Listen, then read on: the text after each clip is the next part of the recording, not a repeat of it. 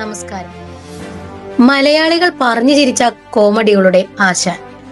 മലയാളികൾ തമാശ പറയുമ്പോൾ പഴഞ്ചൊല്ലു പോലെ കടന്നു വരുന്ന ചില ഡയലോഗുകളുണ്ട്. എപ്പോൾ കേട്ടാലും ചിരി വരുന്ന, മനസ്സിലേക്ക് ഓടി വരുന്ന രംഗങ്ങൾ.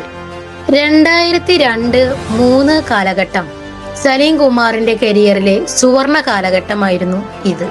കല്യാണരാമൻ, തിളക്കം, പുലിവാൽ കല്യാണം തുടങ്ങി ഒന്നിനു പുറകെ ഒന്നായി സൂപ്പർ ഹിറ്റ് മലയാള സിനിമയിലെ സുവർണ ചിരിയുഗത്തിനാണ് തിരശീല വീഴുന്നത്.